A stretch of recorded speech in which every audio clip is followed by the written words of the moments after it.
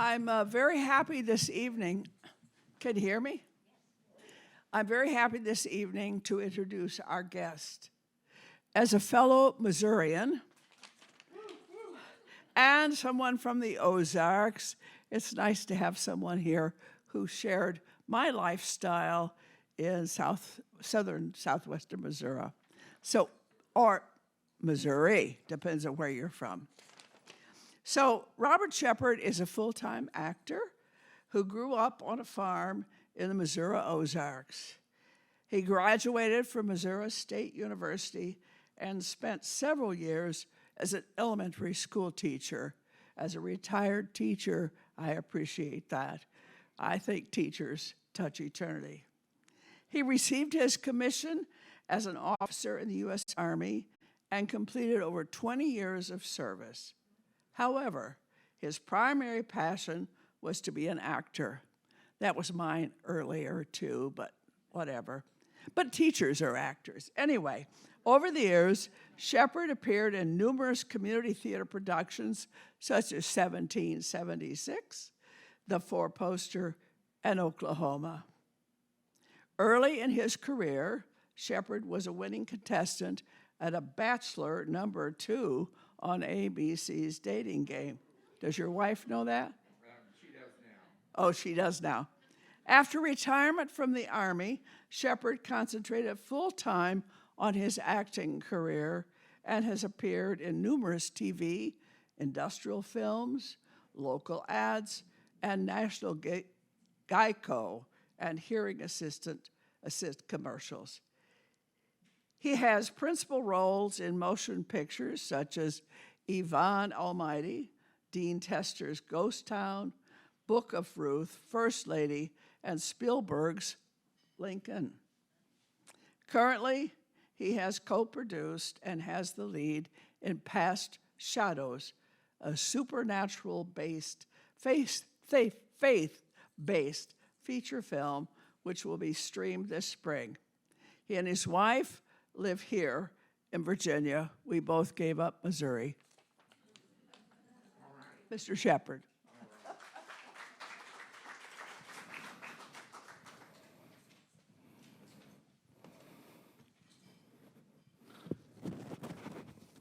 All right, well, thank you very much. I think Roberta is now my new best friend, so I appreciate that kind introduction. And I'm so pleased to see all of you tonight here. And several of you may know me as that I Love You Dad hearing assist guy that you may have seen on TV, because that kind of saturated the airways for a long time. And I understand that they're going to be coming back soon in the months ahead, so you may see that guy again. But we're actually here tonight for a little bit different project, and the film is called Lucifer and the Father. This is a short film. It was filmed last summer in Oregon. So I think, if you don't get anything else from this movie, you're going to really love the scenery because it's quite gorgeous.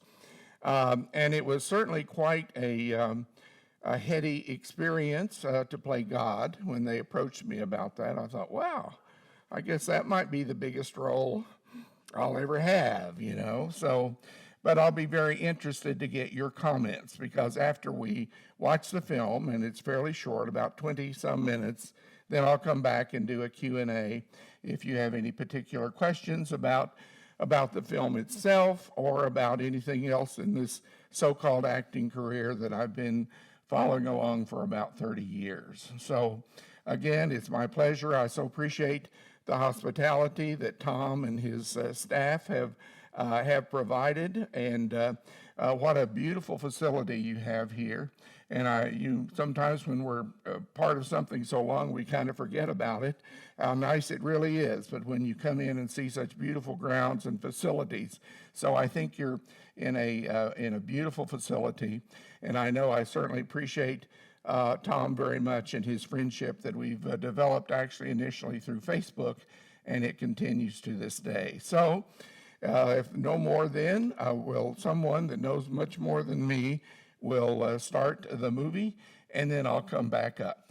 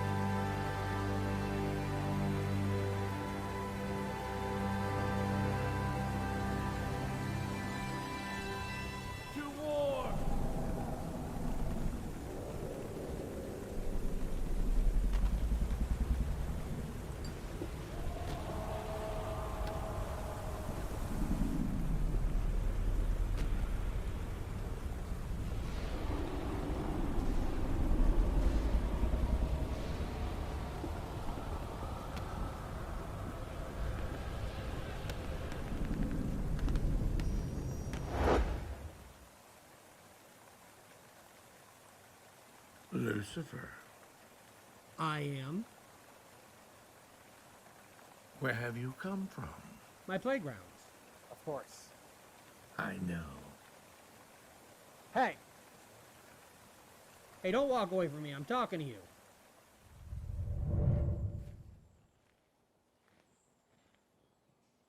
Sit. All right.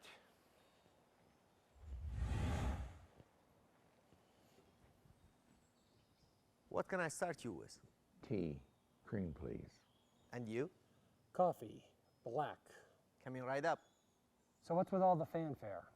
I thought it was time that we had another conversation.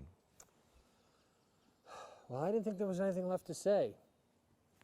But I enjoy a good visit. Like the one I had with your son. Visit? So that's what you're calling it. You've changed a bit. Oh, you mean this? Mm-hmm. Yeah, living my best life. Nothing wrong with that. You only live once, right? So what's the topic of the hour? I can't read minds.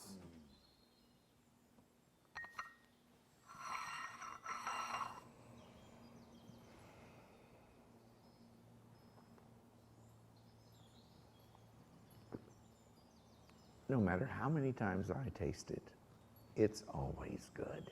You created it. Of course you'd say that. I didn't create it for me. Right. Your most precious creation.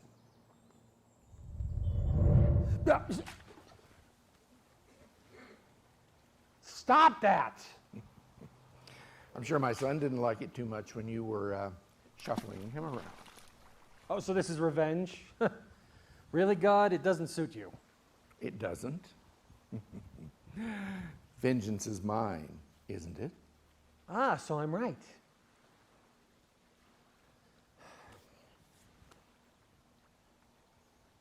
What are you doing?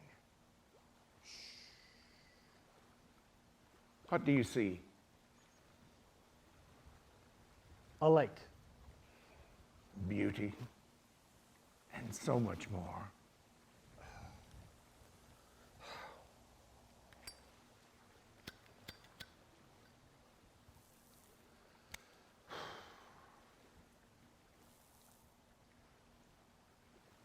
What? It's like coffee, it's habit forming. Well, you would know about things like that. And you should know your precious creation are prone to it. First man and woman couldn't even follow the one thing you asked of them. And who helped them with that? Please. You gave them free will. Truth is, I thought I was doing you a favor, showing you their true nature. I just awakened them to it. I'm not surprised that you went after them. It was predictable. After you set yourself against me and thus your swift exit from the kingdom. Talk about revenge. Nothing ventured, nothing gained, right, Yahweh?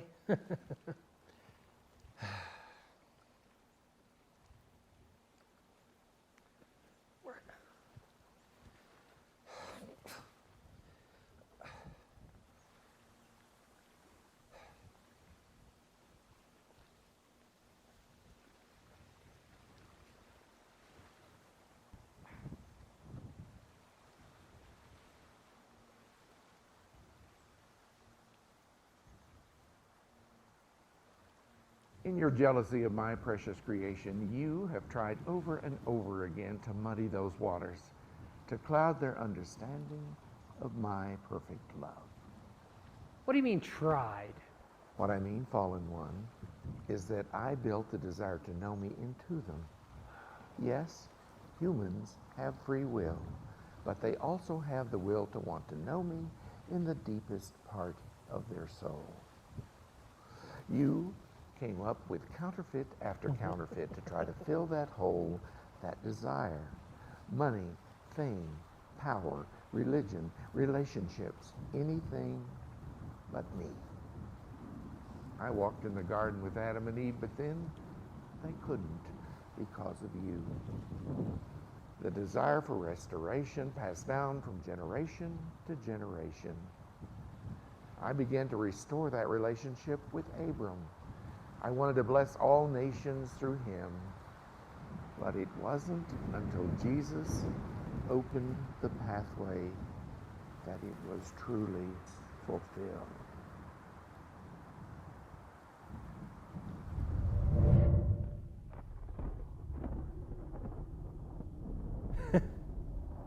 Now, this is more my style. Yes. But what do you see? Death, destruction. You're not wrong, but it's bigger than that. What else do you see? Trees, mountains. This is the fall of man. On this side is life and growth and peace. And on this side is the same. But in the middle, nothing grows. And as you said, death and destruction. Fruits of my labor. But just as the lava flow cuts through the forest, so sin brings a divide. Between you and your precious creation, or in time? Are they not the same?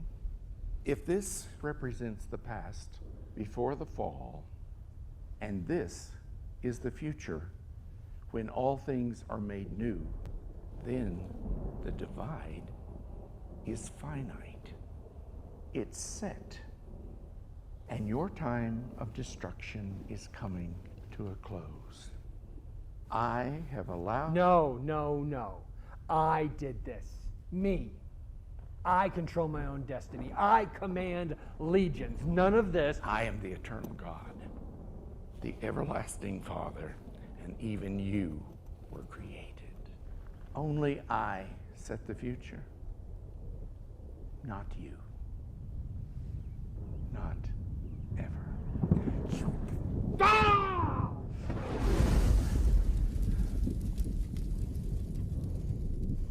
Are you done?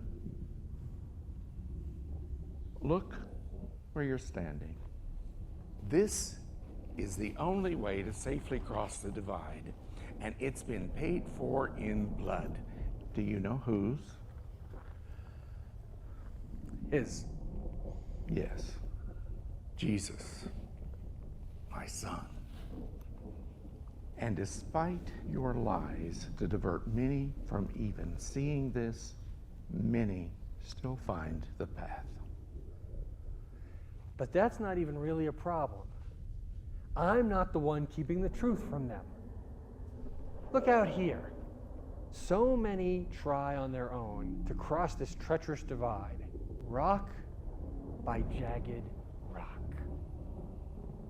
And they never make it. They can't. That's the beauty of it. I don't care where they're dashed along the rocks, just as long as they are. Some see the path that's right in front of them and don't even know that it's there, and others deny that the other side of eternity even exists.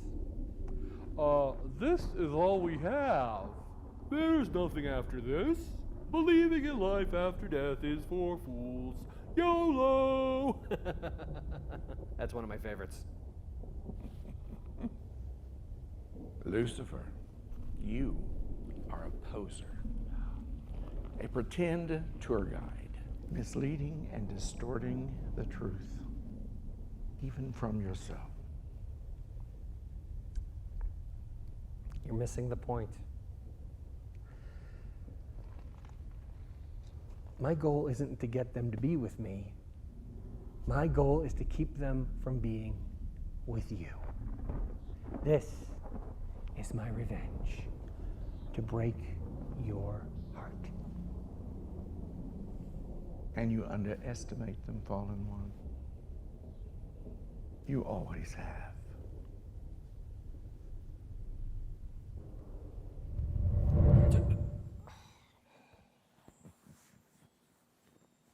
Can I offer either of you a pastry?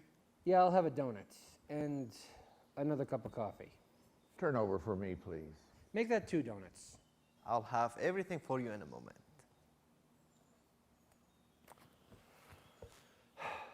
So, where's this conversation really leading to? I think it's time for me to remind you of some things. Well, you've done that, so why am I still here? Do you want to hear about how lost and stubborn your precious creation has become? They follow me blindly. I say jump, they say how high. You're the one who knows when the end is. I can't believe that you haven't put them out of their misery already. It's still my time of mercy and grace. Since when? Since the cross. Remember? The empty tomb? And how'd that work out for you? I mean, where's the love? I can't figure out if what your son did was heroic or idiotic. It drives you crazy, doesn't it? That anyone would repent and seek me. I have allowed enough time for as many to come as possible, and there are many that still do. There are those on your itty-bitty little path, but I thought you wanted to save the entire world. Think about it. If you did that, you'd have heaven on earth, and it ain't that. You still have no idea about what's really going on here. Oh, with your spotless bride? Because they're not looking much better. I got preachers stealing from their congregations, others having extramarital affairs, youth being promiscuous, people divided over politics. There are people in the church with drinking and drug problems, and the best part is, half these people have no idea they're even doing anything wrong. And when they do repent, they have no idea why they fall back into it so easily. Lucifer, you have earned being called the accuser of the saints, but you are seeing only what you want to believe. God. I must say, I'm amused. Amused? Yes, your title as the great deceiver is well deserved, but no more so than when you are deceiving yourself. The move of my spirit is powerful still. It indwells my bride, and they break through and see my wonders, and there is nothing that you can do to stop it. Oh, but I have. Over and over again. I have used so many to stop you. Nero, Stalin, Hitler, Mao. Oh, so that's why my church no longer exists on earth? No, I stopped what could have been. Water is a powerful force. It cuts through rocks and it erodes mountains. And when it faces resistance, it finds another way. Okay. So it is with my spirit. Even when there is resistance from man or the likes of you, it cannot be stopped. It continues to move, cut through, and change the landscape. It opens a way for the seeking and satisfies the thirsty. It brings new life to the parched and barren. It finds the willing and humble heart, those who seek to have relationship with me through my Son. Nothing will ever be the same.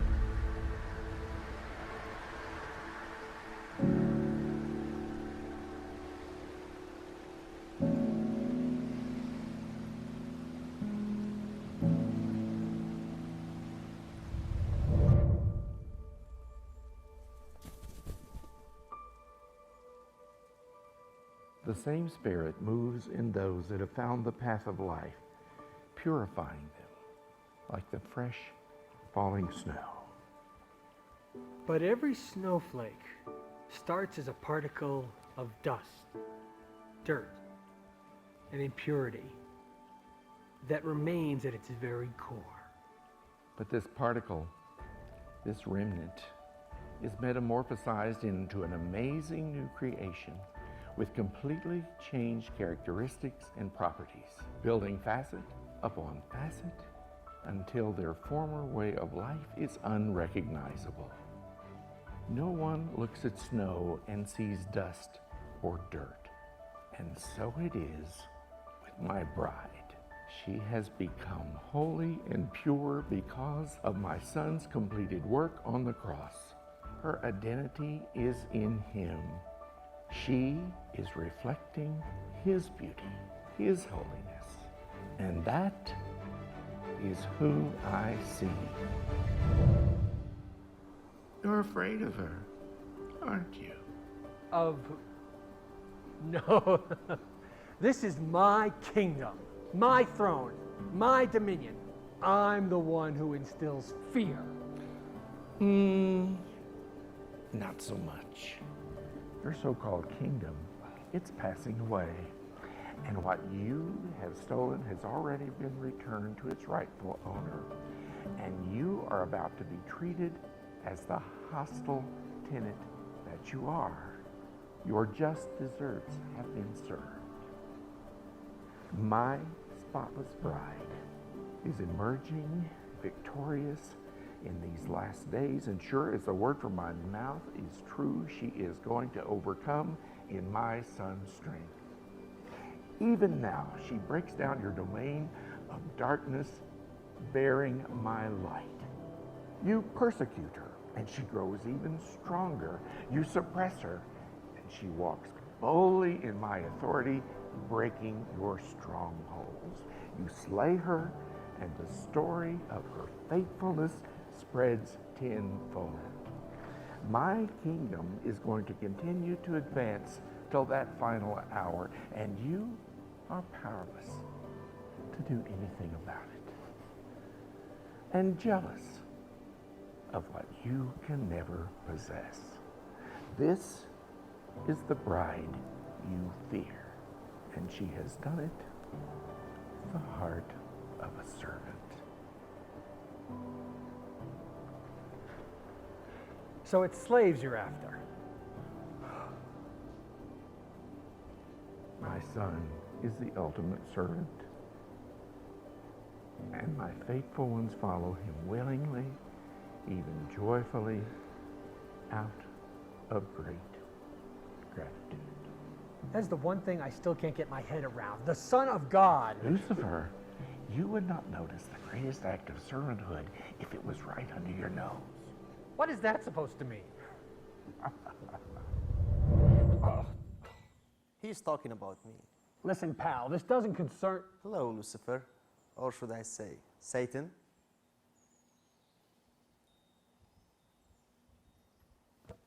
You were the waiter? That's right. I'm always here. Always waiting. Why? Why? It's in his nature, and it's very pleasing to me. And he will continue until that day that I tell him to call the faithful home. You're fighting a war that was won the moment I said, it is finished.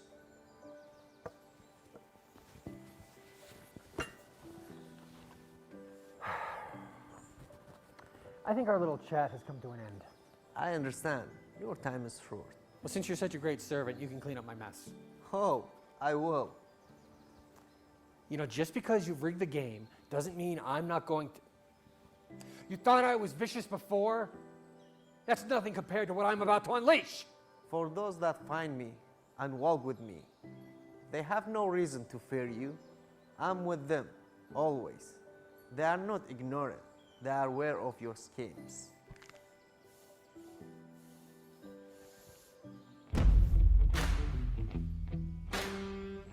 Should I have the bigger table brought in?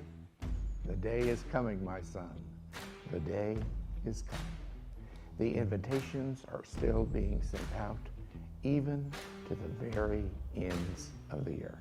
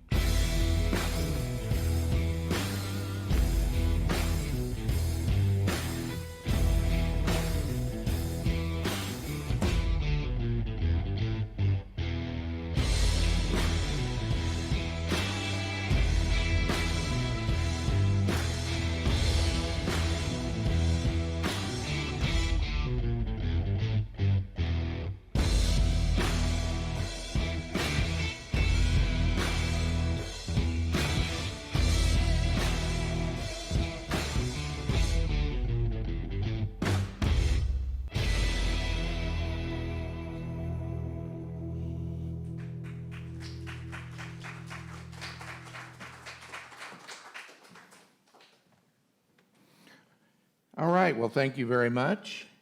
And now it's going to be sort of up to you where we go from here. If anybody has any questions, comments, it could be about the movie or it could be about anything that you might be interested or curious about in this sort of a 30-year career that I've been around in. But I'm very interested. I'd like to know what your thoughts are about the film.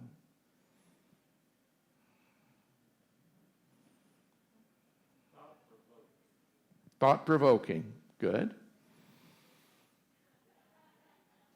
Yes, ma'am. That is a great question. It is actually a pilot for a hope for television. Well, I think I better get my foot out of this first, probably. There we go. It's envisioned to be a pilot for about a 5-episode series. And so then it will go back to Genesis and cover Adam and Eve, Cain and Abel, Abraham, Isaac, and so on. But the two characters of Lucifer and the Father will be interacting with each other to show how that force against good and evil continued from the beginning of the Old Testament. So that's the plan, but it's not easy. I found it's not easy to talk people out of their money to make movies for some reason. But a great comment. How do you think that would lend itself, ma'am? I don't know that much about pilot films, but I understand the concept. Yeah, well, and what you have to do is the purpose of a pilot is to sort of have something to show to investors. And so that's really sort of the purpose of this, but then it would probably be the opening episode in that series too. And then it would go back to the New Testament. Yeah. For TV. But everything is streamed in these days, if you've noticed. So there are so many streaming services, I can't even keep up with them. There are those I don't even know, but they're out there, you know. So it would be streamed somewhere, potentially, once we have the production funds to get the episodes together. But they're being written as we speak, so at least the process has started.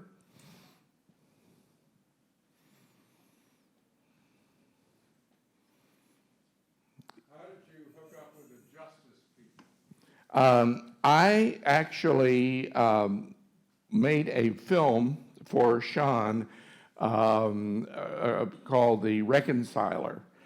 And that was made, probably 6 or 7 years ago. And so they flew me out to Oregon, and that was the first time I made a film out there.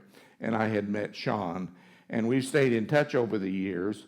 But Scott Galbraith, who plays Lucifer, had been talking to me about playing God in some production for years. And so then he was able to raise the funds to do this, to do the pilot. So Scott was really the catalyst. He's also in that movie, The Reconciler. So the three of us had all worked together previously. But Oregon was just incredibly beautiful. My only time there was to make that movie, and I flew into Portland, and I went from the hotel to set, which was downtown Portland, so I almost saw nothing of the. And this time we weren't far from those locations, but we had mountains and lakes, and it was an incredible time, and all within an easy drive. The director had he calls it a cabin, but it's a little bit better than what you might consider a cabin, and we all stayed with him. But I don't think we drove more than 30 minutes to get to all of those locations that you saw. Some of them were a little daunting for an old guy. He forgot, about somebody my age, going up and down trails and all kinds of things. But through the good Lord's grace, we managed it. And so the film has what it's doing right now, this pilot, it's on the film festival circuit. And the first one that we entered in was an online one out of Bentonville, Arkansas, of all places, and it won every category. It won Best Picture, Best Actor, best villain. It was a clean sweep.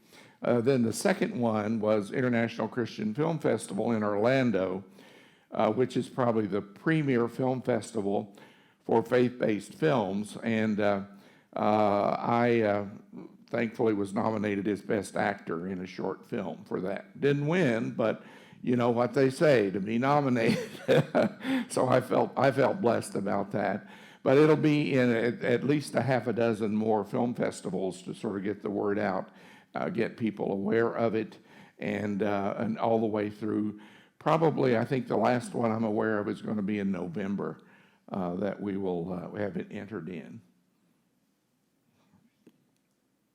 How long did it take to put this together? How long were you on site? 6 days. Well, I tell you what was what was incredible is the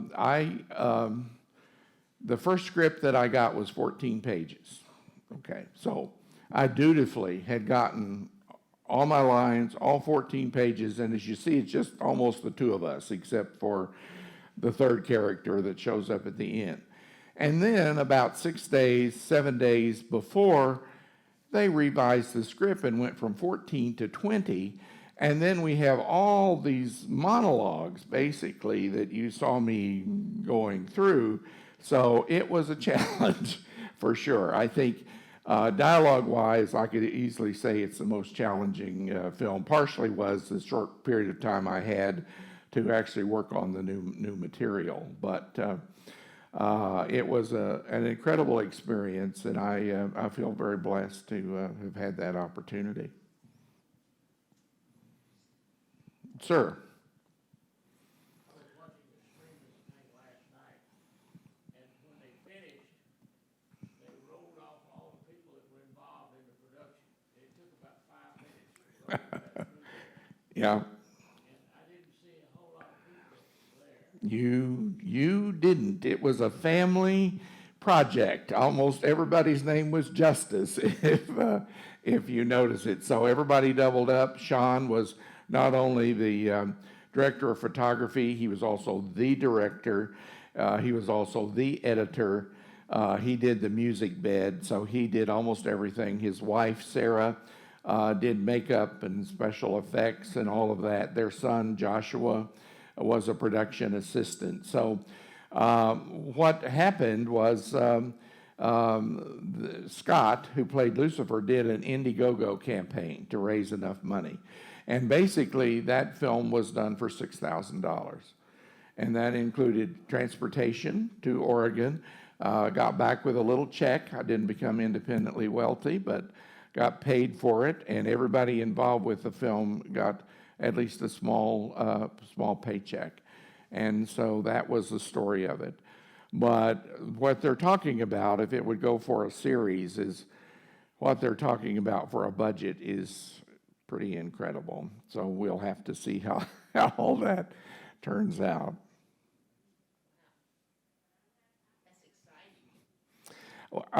You know, it is, and I think the main thing is I just feel grateful and blessed because I have wanted, part of my story that, you know, Roberta shared with you as well, the Raised in the Ozarks. From the time I was a little boy, I wanted to be an actor. And I really feel like that I finally come to realize it as a calling, actually. But the problem was I didn't really know how to get from the Ozarks. Not that I didn't like them. I was very happy there and loved it and great people. But part of it was my own immaturity. I didn't know how to get from the farm into the movies. So it took me a long, long time.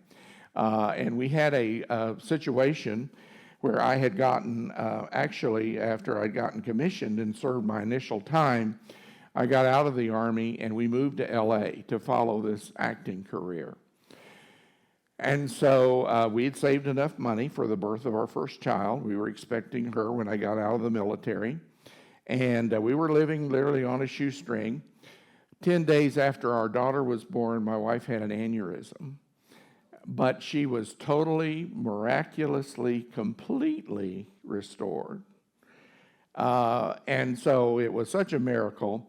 But by that time, I was sort of physically and mentally and emotionally spent.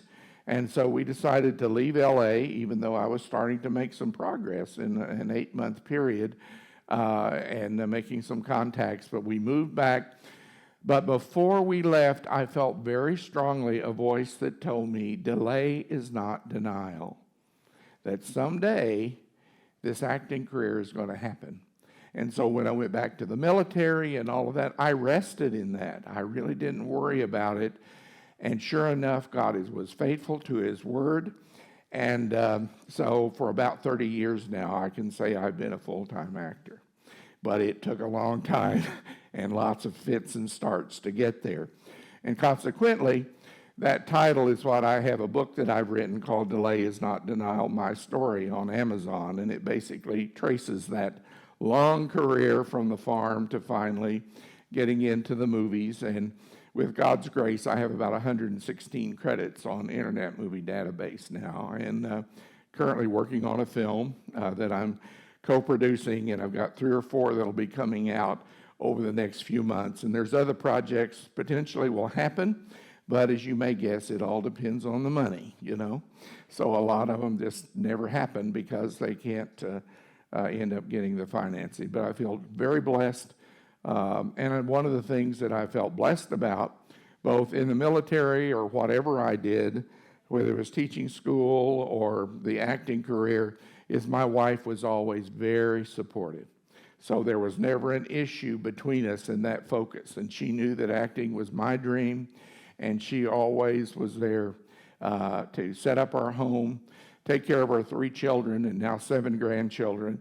And so that's been a real blessing to me to have a partner in life, as you will, that was also very supportive of this dream to finally be in the movies. Sir. I'm a military retiree. In 24 years, I was in 5 different career fields.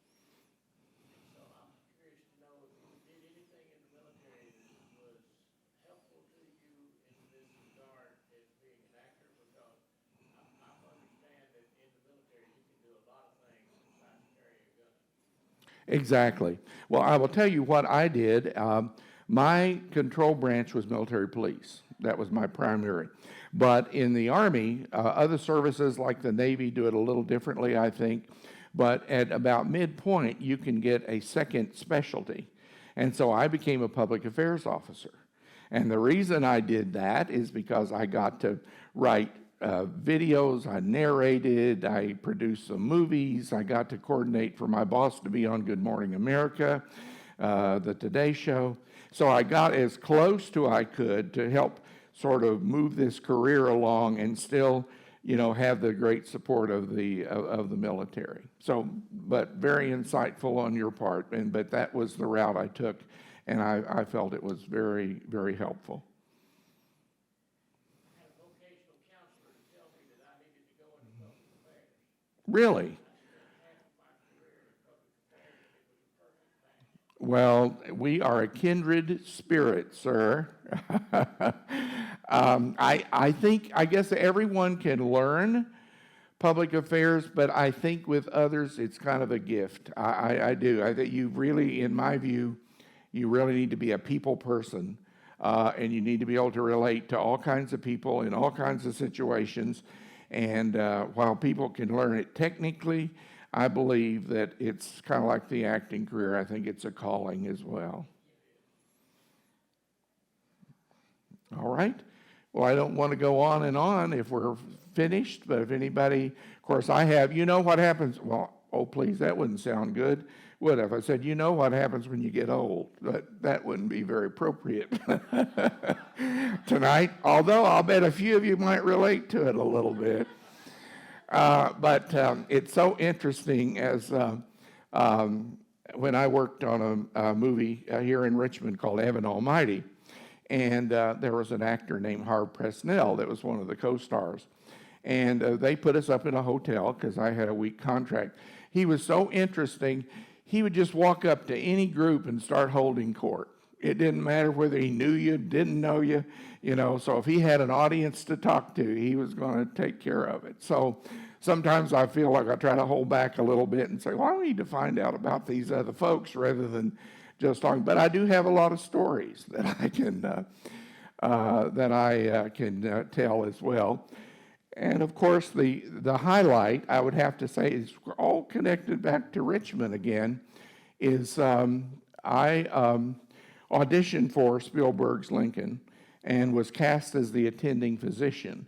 And so if you watch that movie, at the scene just before the end, at the bedside of the dying president, and I'm the doctor that comes around, I had a wooden stethoscope, of all things. Who knew they had such a thing? It's like a cone, but apparently when you placed it on the patient's chest, it amplified heartbeat and sounds and those kind of things. I had no idea till they gave it to me the morning that I showed up on set. So I had to use that. And then I had to pull out my watch, and it had a little flip thing to open it as a pocket watch and announce the date and time of the great man's passing. So, but for a guy that had been batting around in all kinds of low-budget independent films to be directed by Mr. Spielberg and have my ear down to Daniel Day-Lewis, I kind of felt like he might just sort of roust up and say, hey, guy, you need to get that better, you know, but he didn't. Daniel didn't say a word. He just laid down, and when it was over, he got up and took off.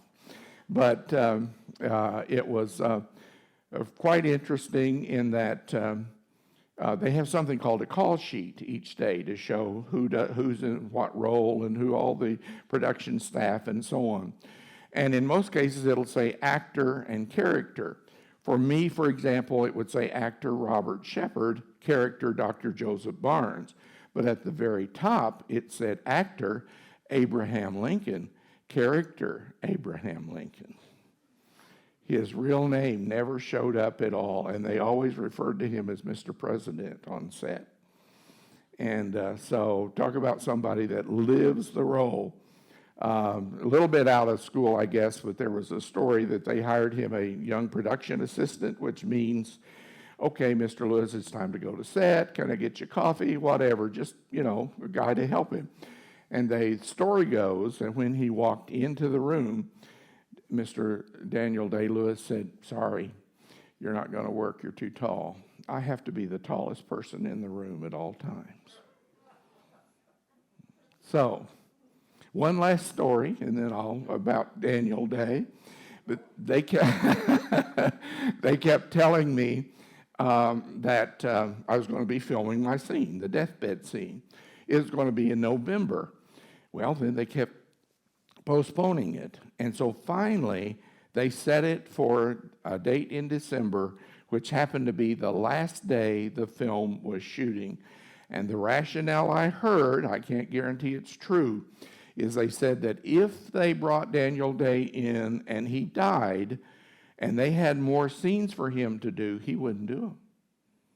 So they had to have him die on the last day of the film. We had a friend in both Lincoln and Illinois, and he took us up to Crozet to see the ark. Did you see the ark? Yeah. I never got there. I was in the hearing room, you know, at the hotel where the animals all and the boat comes crashing in. So I never got up there, but great memories of that film as well. Anything else how's our time doing, ladies? Okay?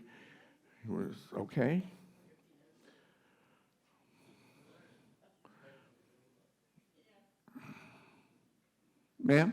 If the Lucifer project catches on, do you envision doing all the filming in Oregon? I think so. Yeah, because that's where even though the hope is it's going to be a big production, Sean would still be our director, and we would still use Oregon as the backdrop for it, as far as I know. Mm-hmm. Was it on his property? No, we only stayed in his house, and I don't know, he might have had a half acre where the house was, but he had scouted all of these different locations, and it was his idea, which I come to really like, even though I didn't always like getting to the location, of these transitioning from one scene to the other. Because the script was actually written with just Lucifer and the Father sitting across the table talking. And so regardless of how good an actor you are, that might get a little boring, you know. So it was Sean's idea, let's have God transport everybody to a mountain. Let's go to the lake. Let's go to the lava pit, you know. And so I think that was a great fix for the film.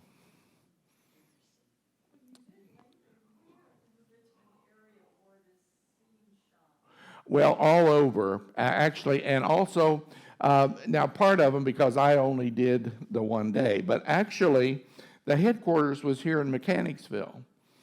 It was an abandoned factory. I can't remember what the street it is, but so they moved and they had the production part in the first part of it. Then they had the construction in the back of the factory. And in fact, the Lincoln bedroom was totally constructed as a set. It was not a room ever. It was just a set that was built to replicate the place where the president passed away. But I believe they used the Southern White House for a lot of the interiors of the White House. I think the cemetery that he rides through is in Petersburg, I think. And then, but part of that, because I only had the focus on, on my one day on set.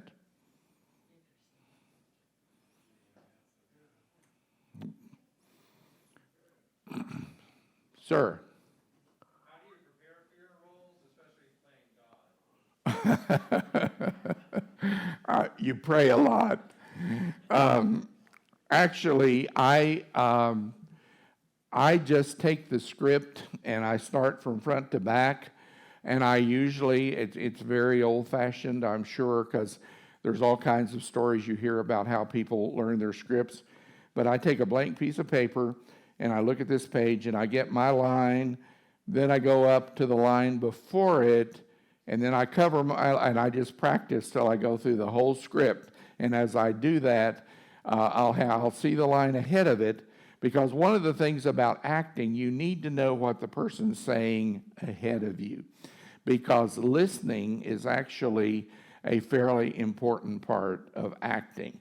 So I will see what they say, and I cover my line, and I methodically go through, and it's a lot of hard work. I've heard stories, I don't know if it's true, somebody said Vivian Lee in Gone with the Wind, she could just walk in on set, look at the script, and do her lines. So if she did, God bless her. That's quite a gift, but that's not the gift I have. Mine's really pretty hard work to do it.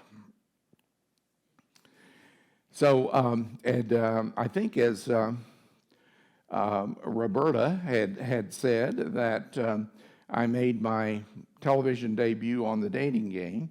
And I was teaching school in the Ozarks at the time, but I had always wanted to be on television, and so I made a trip the summer before to sort of get my feet wet, and then I spent the summer with an aunt that lived in San Fernando, and I actually was there primarily to make a demo record, because I did a lot of singing in my younger years for a record producer I had met the summer before, but I wanted to be on television. But the problem is that back in the Ozarks, we only got one channel. I hope most of you you remember the long, tall poles that you had to put the antenna on, and you'd have to go out and turn it. I don't know if you're in the city, you probably don't relate to that, but in the country, that's what we had to do. And it was, we only got NBC. We didn't get ABC where it was, but I knew about it because I kept up with show business. So I called up and said, hey, I'd like to be on the show, not having ever seen it, but I knew the concept of it. They said, fine, we're having an open call on Friday night. And so I and about 200 people show up, and they throw these crazy questions at you, and when it's over, don't call us, we'll call you. Lo and behold, they call me for a callback. So then the next time, it was 6 people they took in at a time. Same process, throw these crazy questions at you. And then they call and says, hey, congratulations, you've been booked for the show. So I had met my goal. I wanted to be on national television, and so I was very relaxed. I had just went in, I was relaxed, I had fun, because I'd already won. My goal was to be on TV.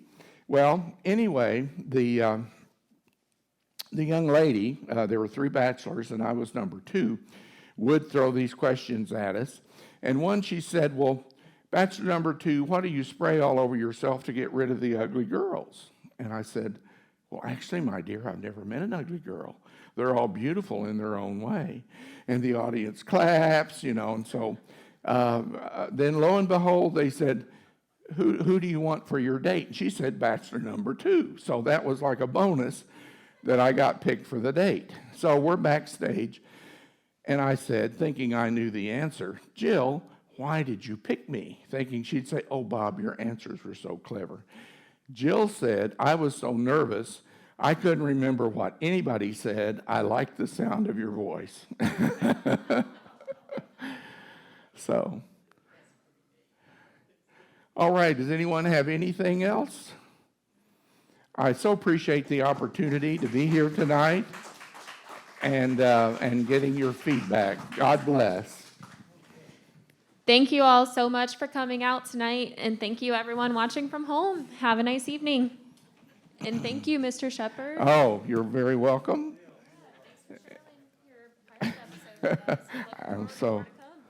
I'm so appreciate the opportunity.